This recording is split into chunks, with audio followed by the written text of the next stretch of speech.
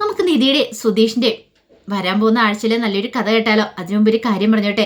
Video ഇഷ്ടപ്പെടുവാണെങ്കിൽ നിങ്ങളൊന്ന് hype ചെയ്യാൻ മറക്കരുത്. അതോടൊപ്പം തന്നെ ആദ്യമായിട്ട് കാണുന്നവരാണെങ്കിൽ സബ്സ്ക്രൈബ് ചെയ്യാനും മറക്കരുത് കേട്ടോ. അങ്ങനെ നമ്മൾ ഒടുവിൽ കാണുന്ന നിധി രണ്ടാമത്തെ റൗണ്ട് ഇൻ്റർവ്യൂ അറ്റൻഡ് ചെയ്യാനായിട്ട് പോകാൻ ഒരുങ്ങുവാണ്.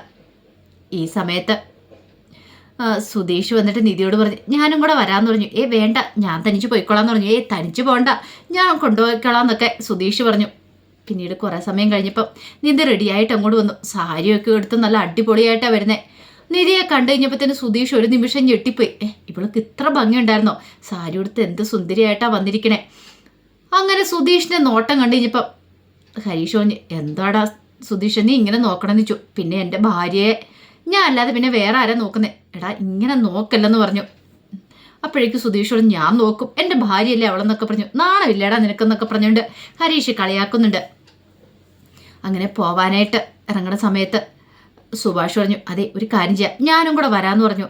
അപ്പോഴേക്കും സുധീഷ് ചോദിച്ചു, എന്തിനാ സുഭാഷ് ഏട്ടൻ വരുന്നേ? അല്ല അത് പിന്നെ രണ്ടാമത്തെ റൗണ്ട് ഇൻ്റർവ്യൂ അറ്റൻഡ് ചെയ്യാൻ പോവല്ലേ, അപ്പം ഞാനും കൂടെ വരാം എന്ന് പറഞ്ഞു. അത് കേട്ടപ്പം നിധി പറഞ്ഞു, അല്ല സുഭാഷ് ഏട്ടൻ എന്തെങ്കിലും ജോലി ചെയ്യണമെങ്കിൽ ചെയ്തോ, കുഴപ്പമില്ല, ജോലിക്ക് അവിടെ പോയിക്കോ, ജോലിയുള്ളതല്ലേന്ന് ചോദിച്ചു. അതൊന്നും സാരില്ല, ഞാൻ ഉച്ച കഴിഞ്ഞിട്ട് പോയിക്കോളാം, എനിക്ക് പ്രശ്നമില്ല എന്ന് പറഞ്ഞു. ഇപ്പം ഞാനൊരു കാര്യം ചെയ്യാം, അവിടം വരെ വരാം, അല്ലെങ്കിൽ എനിക്കൊരു സമാധാനം ഇല്ലെന്ന് പറഞ്ഞു. അത് കേട്ടപ്പം നിധി പറഞ്ഞു, അങ്ങനെയാണ് ഒരു കാര്യം ചെയ്യുക, സുഭാഷ് ഏട്ടൻ പോരാൻ പറഞ്ഞു. അത് കേട്ടപ്പം സുധീഷ് ഓർത്തു, ദൈവമേ എന്തിനാണോ എന്തോ. അപ്പോഴേക്കും സുഭാഷ് പറഞ്ഞു, ഒരുപക്ഷെ നിധിയുടെ അച്ഛൻ നിധിയോടൊപ്പം ഉണ്ടായിരുന്നെങ്കിൽ നിധിയുടെ കൂടെ ചിലപ്പോൾ ഇൻ്റർവ്യൂവിനൊക്കെ വരത്തില്ലായിരുന്നു എന്ന് ചോദിച്ചു. അപ്പോഴേക്കും നിധി ഒരു നിമിഷം തൻ്റെ അച്ഛനെ കുറിച്ച് ചിന്തിക്കുകയാണ്. ആ സമയം സുധീഷ് പറഞ്ഞു, ഇനിയിപ്പോൾ കൂടുതലൊന്നും സംസാരിക്കണ്ട, ഇറങ്ങാന്ന് പറഞ്ഞു. സുഭാഷ് പറഞ്ഞു, ഞാൻ അവിടെ കൊണ്ട് വിട്ടിട്ട് തിരികെ പോന്നോളാന്ന് പറഞ്ഞു. അങ്ങനെ കാറെല്ലാം അവിടെ റെഡിയാക്കിയിട്ടുണ്ടായിരുന്നു. സുധീഷ് കാറിൽ കയറാൻ തുടങ്ങുന്ന സമയത്ത് സുഭാഷ് ബാക്ക് ഡോർ തുറന്നു കൊടുത്തു നിധിക്ക് വേണ്ടിയിട്ട്. അപ്പോഴേക്കും സുധീഷ് ഓടി വന്നു. സുഭാഷ് ഏട്ടാന്ന് പറഞ്ഞ് വിളിക്കുകയാണ്. എന്താടാ? ഒന്നുമില്ല, പറയാൻ പറ്റുമോ? കാരണം നിധിയെ ഫ്രണ്ടിലിരുത്തിക്കൊണ്ട് പോകണമെന്നാണ് സുധീഷിന് ആഗ്രഹം. പിന്നീട് സുഭാഷ് വന്ന് ഫ്രണ്ടിൽ കയറുകയാണ്. അത് കണ്ടപ്പോൾ നികേഷിനും ഹരീഷിനും ഒക്കെ ചിരി വന്നു. സുധീഷിൻ്റെ മുഖം കണ്ടു കഴിഞ്ഞപ്പോൾ വല്ലാതെ ചമ്മയൊരു മുഖമായിരുന്നു. നിധിയെ ഫ്രണ്ടിലിരുത്തി കൊണ്ടാവാം, അത്ര സമയം അവളോടൊപ്പം ഇരിക്കാലോ എന്നൊരു ചിന്തയോട് കൂടിയിട്ടൊക്കെ ഇരുന്നേ. അതങ്ങ് സ്വപ്നങ്ങളൊക്കെ പൊഴിഞ്ഞു പോയല്ലോ ഇടയ്ക്ക് സുഭാഷ് കയറിയതുകൊണ്ട്. അങ്ങനെ അവർ പോകുന്ന വഴിക്ക് ക്ഷേത്രത്തിൽ കയറി പ്രാർത്ഥിച്ചിട്ട് പോകാമെന്നൊക്കെ പറഞ്ഞു. ആദ്യം സുധീഷ് എതിർത്തു. പക്ഷേ എങ്കിലും നീതി പറഞ്ഞു, സുഭാഷ് ഏട്ടൻ പറഞ്ഞല്ലേ, നല്ലൊരു കാര്യത്തിന് വേണ്ടല്ലേ പോകാമെന്ന് പറഞ്ഞു. അങ്ങനെ പ്രാർത്ഥിക്കാൻ കയറിയ സമയത്ത് സുഭാഷിനോട് സുധീഷ് പറഞ്ഞു, എൻ്റെ സുഭാഷ് ഏട്ടാ, സുഭാഷ് ഏട്ടന് എന്തിനാ ഇങ്ങോട്ടേക്ക് വന്നേന്ന് ചോദിച്ചു. എന്ത്?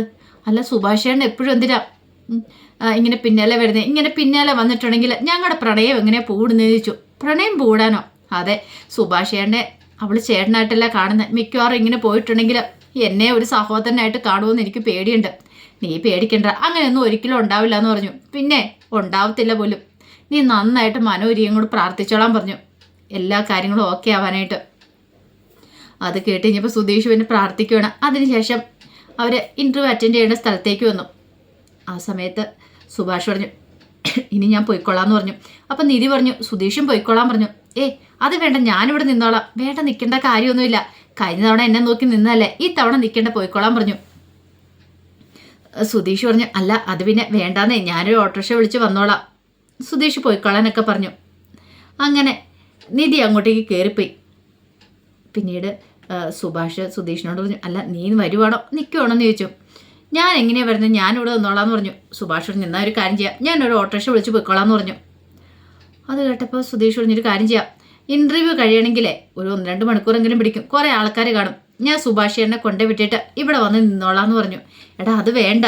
വേണം, സുഭാഷ് എന്നെ കൊണ്ടേ വിട്ടിട്ട് ഞാനിവിടെ വന്ന് നിന്നോളാന്നൊക്കെ പറഞ്ഞു. പിന്നീട് സുധീഷ് സുഭാഷിനെ കൊണ്ട് പോവുകയാണ്. കുറച്ച് കഴിഞ്ഞപ്പോഴത്തേനും സുനന്ദ എന്നിട്ട് പറഞ്ഞു, അതെ എനിക്ക് സുഭാഷേൻ്റെ അടുത്ത് വീട് വരെ പോകണമെന്ന് പറഞ്ഞു. അത് കേട്ട് കഴിഞ്ഞപ്പം സുന്ദരിൽ എഴുതി വെച്ച്, നീ എവിടെ പോകുന്ന കാര്യം പറഞ്ഞേ? സുഭാഷേൻ്റെ വീട്ടിൽ. നീ എന്തിനാ അങ്ങോട്ടേക്ക് പോകുന്നത്? എനിക്ക് പോകണം, സുഭാഷേനോട് യാത്രയൊക്കെ പറയണമെന്ന് പറഞ്ഞു. അത് കേട്ടപ്പം ലളിതയ്ക്ക് ഒട്ടും അങ്ങോട്ട് ഇഷ്ടപ്പെട്ടില്ല. പക്ഷേ സുനന്ദി അത് മൈൻഡ് ചെയ്തില്ല. സുനന്ദ വന്നിട്ട് നോക്കിക്കഴിഞ്ഞപ്പോൾ ഹാളിൽ എല്ലാവരും കൂടി ഇരിപ്പുണ്ട്. അശ്വിനി ഇരിക്കുന്നുണ്ട്, സുനന്ദയുടെ ഭർത്താവ് ഇരിപ്പുണ്ട്, അതോടൊപ്പം തന്നെ തനയനും ഗംഗാധരനും ഒക്കെ ഇരിക്കുന്നുണ്ട്. അപ്പോഴേക്കും സുനന്ദ പറഞ്ഞു, അതെ എനിക്ക് 1-2 പേരോടൊക്കെ യാത്ര പറയാനുണ്ട്, ഇന്ന് വൈകുന്നേരം ഇവിടുന്ന് പോകുമല്ലേ, അപ്പം എനിക്ക് യാത്ര പറയണമെന്ന് പറഞ്ഞു. അത് കേട്ട് കഴിഞ്ഞപ്പം ലളിതയ്ക്ക് കാര്യം മനസ്സിലായി. ലളിത പറഞ്ഞു ഇപ്പം അങ്ങനെ പോകുന്നു വേണ്ടാന്ന് പറഞ്ഞു. അശ്വിൻ പറഞ്ഞു പോട്ടെ, കാരണം കുഞ്ഞുനാളിൽ മുതലേ ഇവിടെ കളിച്ചു വളർന്നല്ലേ, അപ്പം ഫ്രണ്ട്സിനോടൊക്കെ യാത്ര പറയാനുണ്ടായിരിക്കുമല്ലോ, പോയിട്ട് വരാൻ പറഞ്ഞു. അത് കേട്ട് കഴിഞ്ഞപ്പം തനേന് കാര്യം മനസ്സിലായി. തനയൻ പെട്ടെന്ന് പറഞ്ഞു അതിൻ്റെ ഒന്നും ആവശ്യമില്ല എന്ന് പറഞ്ഞു. അതെ അശ്വിനേട്ടൻ പറഞ്ഞല്ലോ പോയിക്കോളാൻ പറഞ്ഞല്ലോ, ഇനിയിപ്പോൾ എന്താ ഞാൻ പോയിട്ട് വരാമെന്ന് പറഞ്ഞു. അങ്ങനെ സുനന്ദ അങ്ങോട്ടേക്ക് പോയി. ഇതൊരിക്കലും പ്രതീക്ഷയില്ല ലളിതയൊക്കെ, കാരണം ലളിതയ്ക്കാണ് ആകെപ്പാട് ടെൻഷനായി. ലളിത പിന്നാലെ ചെല്ലുവാണ്. ലളിത പിന്നാലെ എന്നിട്ട് സുനന്ദയുടെ കയ്യെ പിടിച്ചിട്ട് ചോദിച്ചു നിന്റെ ഭാവം എന്താ, നീ എങ്ങോട്ടാ പോണേന്ന് ചോദിച്ചു. കൈ വിടമ്പെന്ന് പറഞ്ഞിട്ട് ആ കൈ അങ്ങോട്ട് തട്ടി മാറ്റി. അമ്മയ്ക്ക് എന്താ പേടിയുണ്ടോയെന്ന് ചോദിച്ചു. പേടിക്കേണ്ട കാര്യമൊന്നുമില്ല, അമ്മയച്ഛനൊക്കെ കാലേ വീണോണ്ടല്ലേ സുഭാഷേണ് ഈ ബന്ധത്തിൽ നിന്ന് തന്നെ പിന്മാറിയത്. അന്ന് സുഭാഷേട്ടൻ്റെ വീട്ടിലേക്ക് എന്നെ കെട്ടിക്കോളാൻ പറഞ്ഞു. എന്നിട്ട് സുഭാഷേട്ടൻ നിങ്ങൾ പറയുന്ന അനുസരിച്ച് എന്നെ പറഞ്ഞു വിട്ടു. പിന്നെ ഇന്ന് എൻ്റെ കഴുത്തിൽ ഒരു താലിയുണ്ട്, അതെനിക്ക് നല്ല ബോധ്യമുള്ള കാര്യമാണ്. എന്നെക്കാളും കൂടുതൽ ബോധ്യം സുഭാഷേട്ടനുണ്ട്. അതുകൊണ്ട് വേണ്ടാത്ത രീതിയിലുള്ള ചിന്ത സുഭാഷേട്ടൻ്റെ മനസ്സിലുണ്ടാവാനും പോകുന്നില്ല. നിങ്ങൾ ഉദ്ദേശിക്കുന്ന ആളൊന്നും അല്ല സുഭാഷേട്ടൻ. പിന്നെ എനിക്കറിയാം ഞാനിപ്പോൾ ഒരു ഭാര്യ എന്നുള്ള കാര്യം. അങ്ങോട്ട് മാറി നിൽക്കാൻ പറഞ്ഞു. കാരണം തടിയേറ്റവലേ പോയി. ലളിതയ്ക്ക് എന്തേലും പറയാൻ പറ്റുമോ? പോരാത്തതിന് അശ്വിൻ പോയിക്കോളാനും പറഞ്ഞല്ലോ. അങ്ങനെ സുനന്ദ സുഭാഷിൻ്റെ വീട്ടിലേക്ക് പോവാണ്. ഈ സമയത്ത് ഇൻ്റർവ്യൂ ഒക്കെ കഴിഞ്ഞിട്ട് നിധി പുറത്തേക്ക് ഇറങ്ങി വന്നു. പുറത്തേക്ക് ഇറങ്ങി കഴിഞ്ഞപ്പോൾ സുധീഷ് ചോദിച്ച് എന്തായി കാര്യങ്ങളൊക്കെ. അതെ 2ാം റൗണ്ട് വിജയിച്ചു. ഇനിയിപ്പം നാളെ ഒരു HR റൗണ്ട് ഉണ്ടെന്ന് പറഞ്ഞു. അത് ഫൈനൽ റൗണ്ടാണ്. അതെന്താ? അത് ചിലപ്പോൾ സാലറിയെക്കുറിച്ചൊക്കെ സംസാരിക്കാനായിരിക്കും. അങ്ങനെ അവിടെ ഇരുന്ന പെൺകുട്ടി പറഞ്ഞതെന്ന് പറഞ്ഞു. ആണോ? അപ്പം നമുക്കിത് ഉറപ്പിക്കാമല്ലേ ജോലി. അങ്ങനെയാണ് ചിലവുണ്ട്, കൺഗ്രാസ് എന്നൊക്കെ പറഞ്ഞുകൊണ്ട് സുധീഷ് കൈ നീട്ടുവാണ്. നിധിക്ക് സന്തോഷമുണ്ടായിരുന്നു, കാരണം തനിക്ക് വേണ്ടി ഇത്ര സമയോട് വെയിറ്റ് ചെയ്യുകയൊക്കെ ചെയ്തല്ലോ. അതിൻ്റെ ഒരു സന്തോഷവും കാര്യങ്ങളും നിധിയുടെ മുഖത്തും ഉണ്ടായിരുന്നു. പിന്നീട് ഇത്തിരി സമയം കഴിഞ്ഞപ്പോൾ സുഭാഷ് വന്നിട്ട് ഉച്ച കഴിഞ്ഞിട്ട് ജോലിക്ക് പോയേക്കാന്ന് ഓർത്തോണ്ട് അടുക്കള ഇങ്ങനെ ഫുഡൊക്കെ എടുത്ത് കഴിക്കാനായിട്ട് ഒരുങ്ങണം. അപ്പോഴേക്കുമാണ് സുഭാഷ് ഏട്ടാ എന്നൊരു വിളിയേട്ടെ. അപ്പം ആദ്യം സുഭാഷ് ഓർത്ത് ചിലപ്പോൾ തോന്നിയതായിരിക്കും ഇടയ്ക്ക് ഇങ്ങനെ സുനന്ദ വന്ന് വിളിക്കാറുണ്ടല്ലോ. പക്ഷെ വീണ്ടും വിളി കേട്ടപ്പോൾ നോക്കിക്കഴിഞ്ഞപ്പോൾ അടുക്കള വശത്ത് സുനന്ദയ്ക്ക് നീയോ എന്നൊക്കെ ചോദിച്ചു. അപ്പോഴേക്കും സുനന്ദ അങ്ങോട്ട് വന്നു. സുഭാഷിനോട് ചോദിച്ചു സുഭാഷ് ഏട്ടാ സുഖമല്ലേന്ന് ചോദിച്ചു. സുഭാഷ് പറഞ്ഞു അതെ, നിനക്കോന്ന് ചോദിച്ചു. സുഖമെന്ന് പറഞ്ഞു. അല്ല നീ ഇങ്ങോട്ടേക്ക് വന്ന് ആരെങ്കിലും കണ്ടോടോ, ഇനി ഇതിൻ്റെ പേര് പ്രശ്നം ഉണ്ടാവുമെന്ന് ചോദിച്ചു. ഇല്ല, അദ്ദേഹം പറഞ്ഞിട്ടാ ഞാൻ ഇങ്ങോട്ടേക്ക് വന്നേന്ന് പറഞ്ഞു. പേടിക്കൊന്നും വേണ്ട, എൻ്റെ വീട്ടുകാർ സമ്മതിച്ചില്ല, പക്ഷെ എൻ്റെ ഭർത്താവിൻ്റെ സമ്മതത്തോടു കൂട്ട് ഞാൻ ഇങ്ങോട്ടേക്ക് വന്നേന്ന് പറഞ്ഞു. അങ്ങനെ അവരോടൊന്ന് സംസാരിക്കുക. ഇതേ സമയം നികേഷ് വീട്ടിലേക്ക് വരുവാണ്. നികേഷ് വരുമ്പോഴത്തേനും അകത്ത് ഹാളിൽ അവർ രണ്ടുപേരും സംസാരിച്ചിരിക്കുന്നുണ്ടു. കാരണം സുനന്ദയെ കണ്ടു കഴിഞ്ഞപ്പോൾ നികേഷിന് ആകെപ്പാട് ടെൻഷൻ. ദൈവമേ എന്തിനുള്ള പുറപ്പാടാന്ന് അറിയത്തില്ലോ. പെട്ടെന്ന് നികേഷ് സുധീഷിനെ ഫോണിലേക്ക് വിളിക്കുകയാണ്. സുധീഷേട്ടൻ എവിടെയാ? ഞാനും നിധിയും കൂടെ വീട്ടിലേക്ക് വന്നുകൊണ്ടിരിക്കുക. എനിക്ക് പെട്ടെന്ന് വാ. എന്താണ് കാര്യം? അതേ സുനന്ദ വന്നിട്ടുണ്ട്. സുനന്ദയെ സുഭാഷ് ചേട്ടനും കൂടെ സംസാരിക്കുന്നുണ്ട്. പിന്നീട് ഹരീഷിനെ വിളിച്ചിട്ട് പറയാണ് പെട്ടെന്ന് വാ.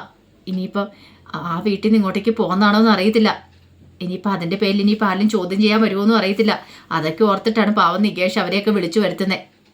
ഈ സമയത്ത് സുനന്ദ സുഭാഷിനോട് പറഞ്ഞു സുഭാഷ് ചേട്ടാ എനിക്ക് വേണ്ടി സുഭാഷ് ചേട്ടൻ ഒരു കാര്യം ചെയ്യുമെന്ന് ചോദിച്ചു.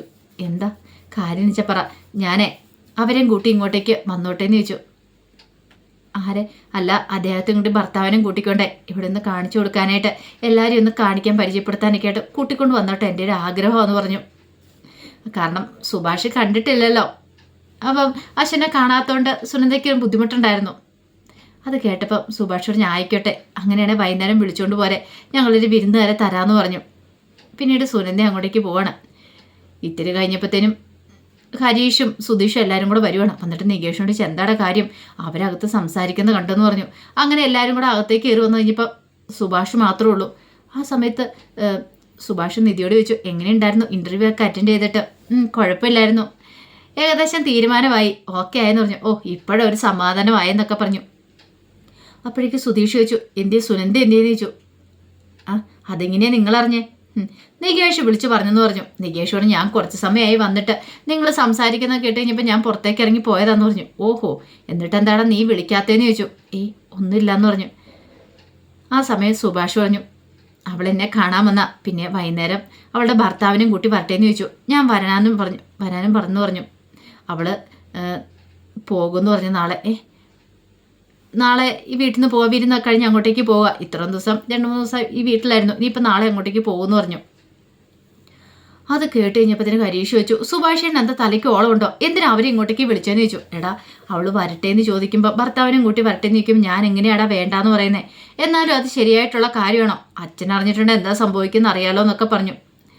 എന്താണെങ്കിലും കുറേയൊക്കെ സമയം കഴിഞ്ഞപ്പോഴത്തേനും ഭാസ്കരൻ വരുന്നുണ്ട്. ഈ സമയത്ത് സുഭാഷ് കടയിൽ പോയി കുറേ സാധനങ്ങളൊക്കെ വാങ്ങിച്ചുകൊണ്ട് വന്നിട്ടുണ്ടായിരുന്നു. വിരുന്ന് കൊടുക്കണമല്ലോ അവർക്ക് വൈകുന്നേരം. അപ്പോൾ അതിന് വേണ്ടിയിട്ട് അങ്ങനെ വിരുന്ന് കൊടുക്കാനുള്ള സാധനങ്ങളൊക്കെ വാങ്ങിച്ചുകൊണ്ട് വന്ന് ആഹാരമൊക്കെ റെഡിയാക്കുകയാണ്. ബിരിയാണി ഉണ്ടാക്കി, പിന്നെ ചോറ് വേണമെങ്കിൽ ചോറ്, അങ്ങനെ കറികളും കാര്യങ്ങളും എല്ലാം റെഡിയാക്കുകയാണ്. നികേഷ് വന്നിട്ട് ചോദിച്ചു, ആഹാ ഇതൊരു ഗംഭീര സദ്യ തന്നെ ഒരുക്കുന്നുണ്ടല്ലോ എന്ന് പറഞ്ഞു.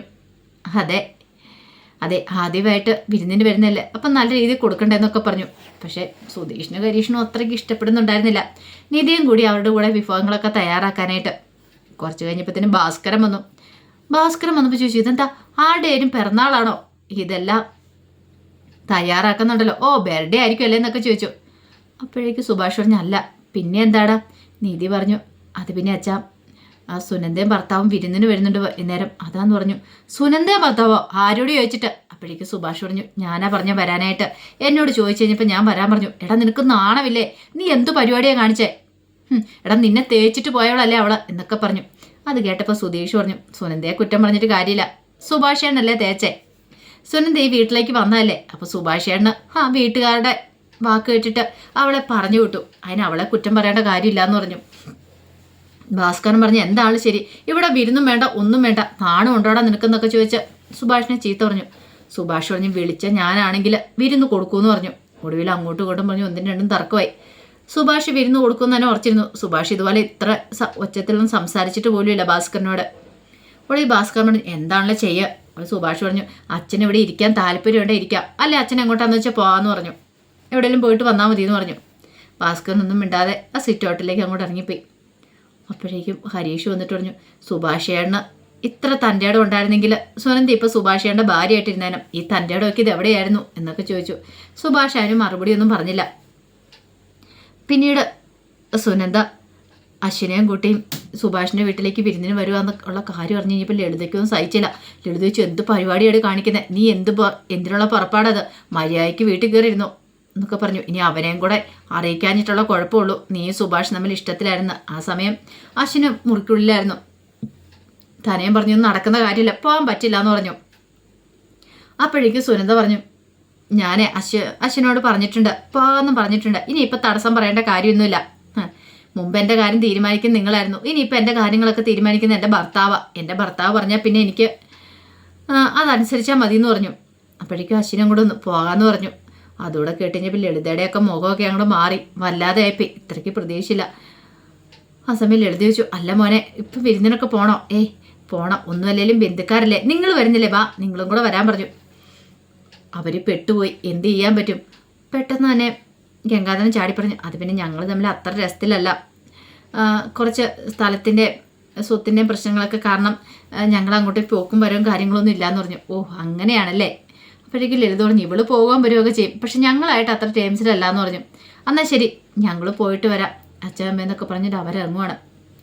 അപ്പോഴേക്കും ലളിത തനയനോട് പറഞ്ഞു, ഇത് മിക്കവാറും പ്രശ്നമാണെന്ന് തോന്നേ, അങ്ങോട്ട് ചെന്ന് കയറി കൊടുത്തിട്ട് എന്തൊക്കെയാണ് സംഭവിക്കാൻ പോകണമെന്ന് അറിയില്ല എന്ന് പറഞ്ഞു. അങ്ങനെ ഒടുവിൽ അവരാ വീട്ടിലേക്ക് വിരുന്ന് വരുവാണ്. ഈ സമയത്ത് ഭാസ്കരനോടെ ഉണ്ടായിരുന്നു. എന്നാലും ഭാസ്കരന് ദേഷ്യമൊന്നും കാണിച്ചൊന്നുമില്ല. ഭാസ്കരന് കയറി വാ മക്കളെ എന്നൊക്കെ പറഞ്ഞ് സ്വീകരിക്കുകയോ ചെയ്തേ. സുഭാഷിനൊക്കെ ഒരു ടെൻഷൻ ഉണ്ടായിരുന്നു ഭാസ്കരൻ എന്തെങ്കിലും പറയുമെന്ന്. അങ്ങനെയൊന്നും സംഭവിച്ചില്ല. പിന്നീട് സുനന്ദ പരിചയപ്പെടുത്തുന്നുണ്ട് തൻ്റെ ഭർത്താവിനെ, അതുപോലെ തന്നെ ആ വീട്ടിലുള്ള ഓരോരുത്തരെയും പരിചയപ്പെടുത്തുവാണ്. നിധിയെക്കുറിച്ച് പറഞ്ഞപ്പം സുധീഷേൻ്റെ ഭാര്യയാന്ന് പറഞ്ഞു. അത് കേട്ടപ്പോൾ സുധീഷിന് ഭയങ്കര സന്തോഷമായി. ഓ തൻ്റെ ഭാര്യയാന്ന് പറഞ്ഞല്ലോ എന്നൊക്കെ ഒരു ചിന്തയായിരുന്നു. അങ്ങനെ അവർക്ക് വിരുന്നൊക്കെ കൊടുക്കുന്നുണ്ട്. ആ സമയം ഇടയ്ക്കിടയ്ക്ക് സുഭാഷിനെ നോക്കുന്നുണ്ടായിരുന്നു സുനന്ദ. സുനന്ദയുടെ നെഞ്ചിനകത്ത് അപ്പോഴും ഒരു തീയുണ്ടായിരുന്നു. പക്ഷെ അതൊന്നും സുനന്ദ പുറമേ കാണിച്ചില്ല. എല്ലാം നല്ല രീതിയിൽ തന്നെ ഹാൻഡിൽ ചെയ്യുവാണ്. പിന്നീട് സുഭാഷിൻ്റെ കല്യാണം നടക്കാത്ത എന്താന്നൊക്കെ അശ്വിൻ ചോദിക്കുന്നുണ്ട്. നല്ലൊരു ബന്ധം ഒത്തുവരാത്തോണ്ടാ കല്യാണം നടക്കാത്തതെന്നൊക്കെ പറഞ്ഞ് അങ്ങനെ ആ പ്രശ്നം അങ്ങോട്ട് വിട്ടു. അങ്ങനെ ഒടുവിൽ അവർ സന്തോഷത്തോട് കൂടിയിട്ട് അവർക്ക് വിരുന്നൊക്കെ കൊടുത്തിട്ടാണ് അവരെ പറഞ്ഞു വിടുന്നത്. പോകുന്ന സമയത്ത് ഭാസ്കരൻ്റെ കാലിൽ തൊട്ട് രണ്ടുപേരും അനുഗ്രഹവും മേടിച്ചു. ഭാസ്കരനെ അവരെ നിലവിളക്കൊക്കെ കൊളുത്തി വെച്ചിട്ടാണ് അനുഗ്രഹിച്ച് വിടുന്നത്. അപ്പോൾ അതിൻ്റെ വിശേഷങ്ങളൊക്കെയാണ് നമ്മൾ കാണുന്നത്. ആ വിശേഷങ്ങൾക്കായി നമുക്ക് എല്ലാവർക്കും കാത്തിരിക്കാം കേട്ടോ. ഒരിക്കൽ കൂടി എല്ലാവർക്കും ശുഭദിനം നേർന്നുകൊണ്ട് നിർത്തുന്നു. നന്ദി.